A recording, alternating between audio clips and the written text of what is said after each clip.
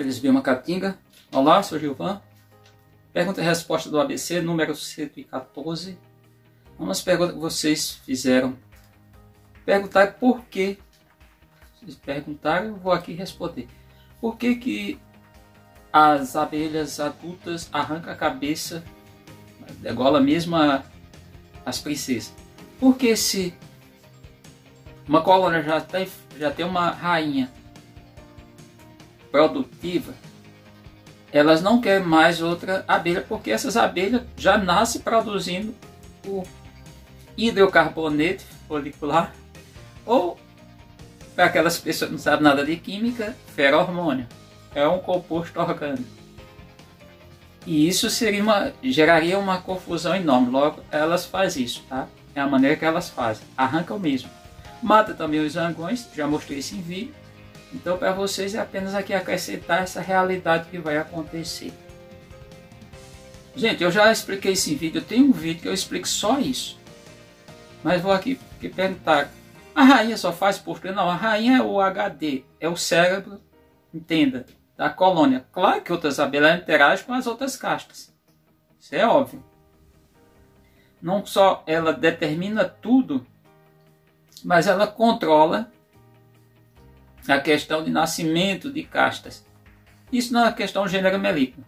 No caso do gênero Apis, que é outra situação, e aí tem também outro gênero diferente do gênero Melipona, Apis, ela também vai determinar, porque, entendam, isso aí é um fenômeno biológico, é explicado, estudado do ponto de vista da biologia.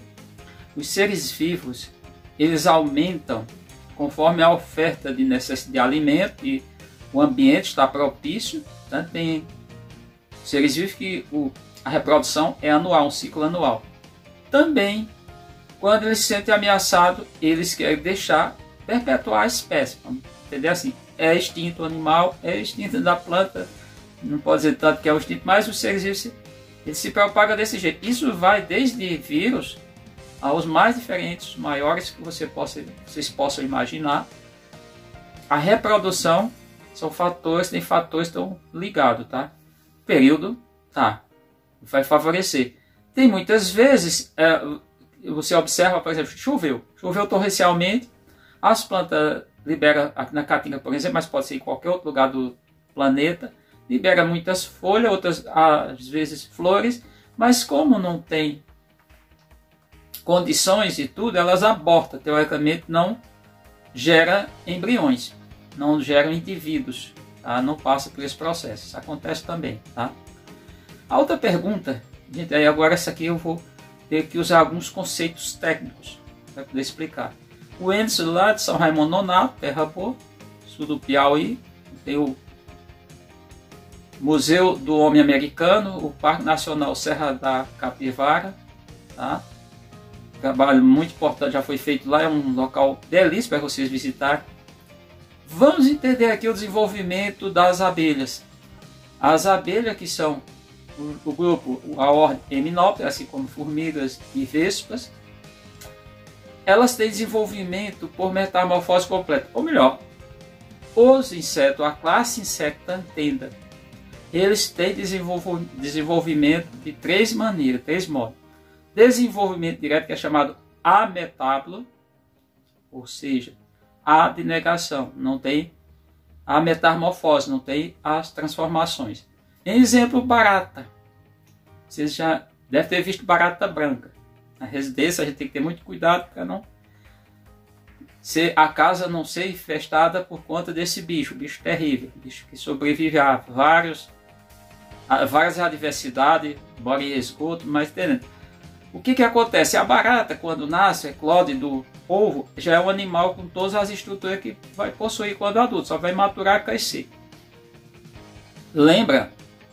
Todos os insetos, melhor, todos os artrópodes, tudo, absolutamente todos, eles têm o exoesqueleto, ou seja, um esqueleto externo. A barata, para poder crescer, ela tem que liberar esse esqueleto. Entenda?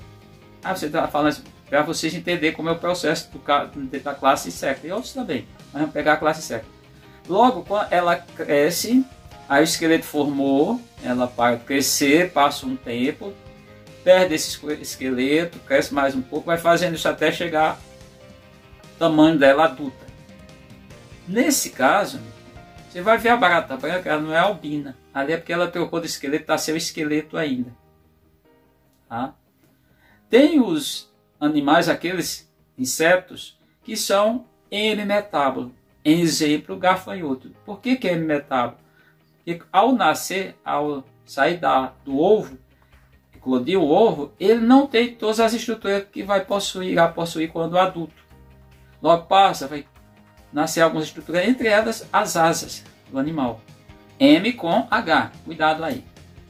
E tem os holometábulos, que são holo também com H. Holometábulos são aqueles que têm metamorfose completa, no é o caso do gafanhoto.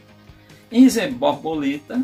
Borboleta é uma larva, primeiro ela faz a postura, nasce, é lagarta, se alimenta normalmente de folhas, caule jovem, tem outros procedimentos. Aí ela vai secretar uma substância, vai formar um casulo, uma estrutura formada de seda, e ali ela vai passar por transformação. As abelhas a abelha não faz esse casulo. O que acontece? As abelhas são colocadas nas células de crias, e aí é onde vem o que o Enders mostrou. Até 5 dias, 6 dias, mas eu vou deixar o print aqui para vocês não terem nenhuma dúvida. 5 dias eclode uma larva, é ovo. Não é bem assim não, eu vou explicar. Aí depois passa intervalo, só 12, 13 dias é larva. E depois 18, 19 dias é pupa. E depois adulta 40 a 50 dias. Por que isso não está adequado? Quem olha não... Eu até entendi uma parte, mas não dá para compreender. A abelha, a rainha fez a postura. De 2 até 6 dias eclode uma larva.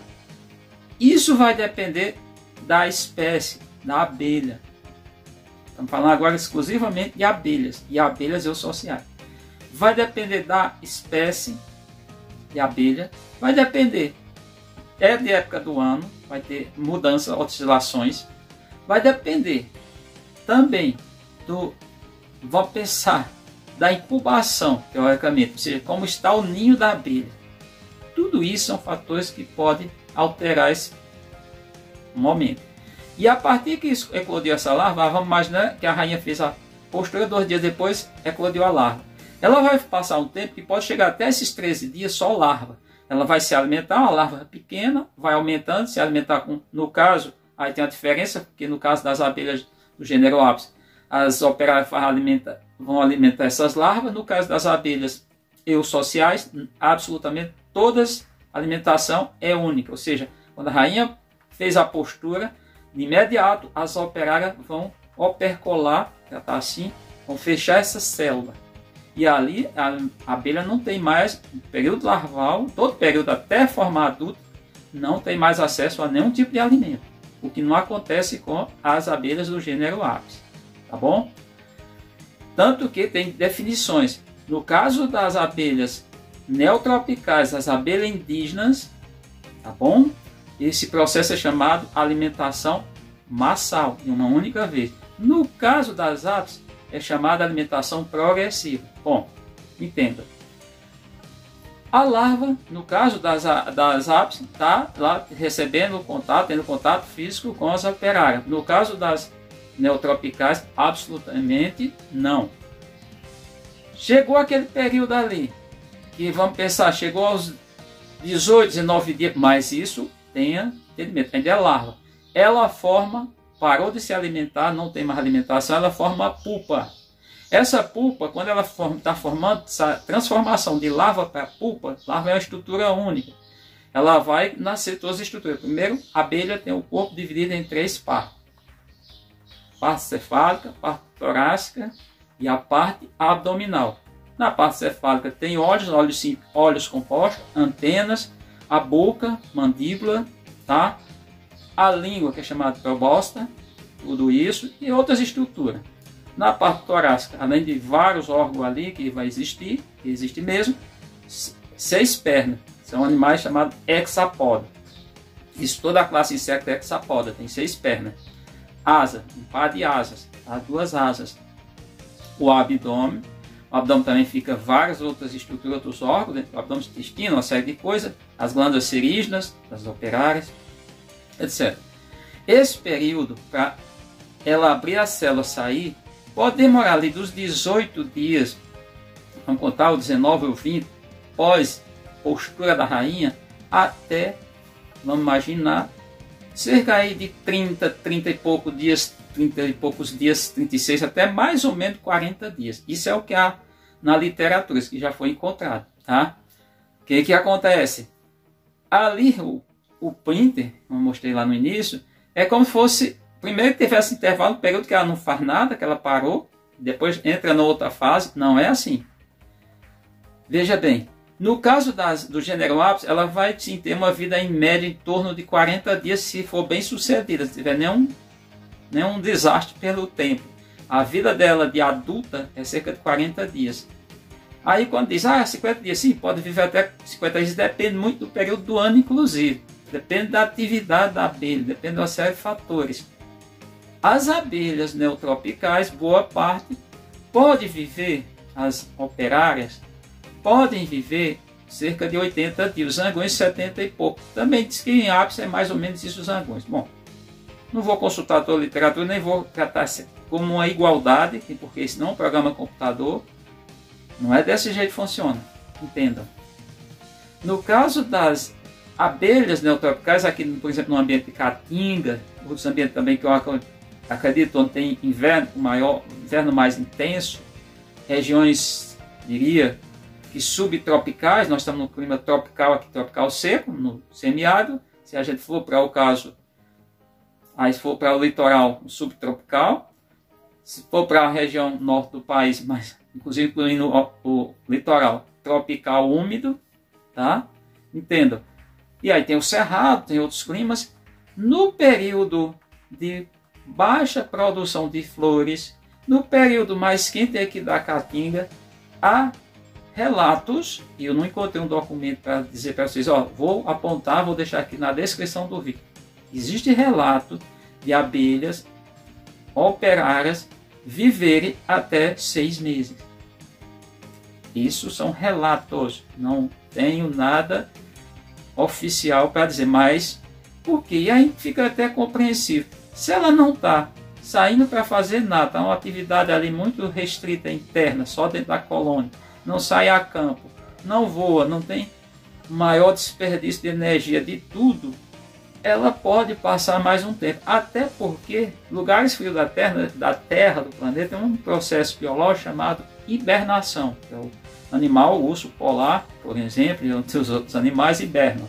Tem um período, baixa tudo, baixa, não tem metabolismo, catabolismo, anabolismo, praticamente zerado, eles ficam ali como se estivesse morto, um sono profundo.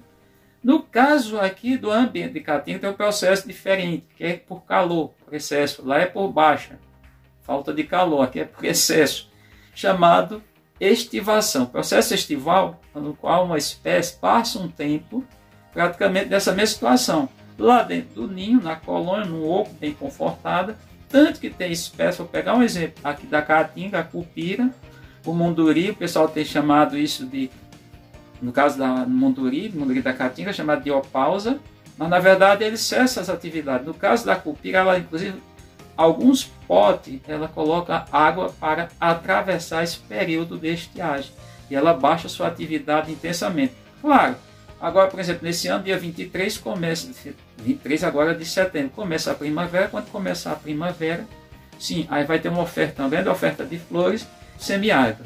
Tem uma estação quente e uma estação menos quente. Uma estação que chove, um período que chove, um período que não chove, que não coincide com estações, de fato. Fato é que eu tenho que deixar bem claro para vocês que essa ideia de que é tantos dias como fosse um programa de computador, não se aplica a uma espécie ou outra, e cada uma vai mudar, inclusive até mesmo a mesma espécie, dependendo do ambiente, do período do ano, também há oscilações, diferença nesse contexto, nesse entendimento, tá bom? Espero que tenha respondido. Pergunte à vontade. porque só tem um objetivo aqui, responder nesse quadro as perguntas de vocês.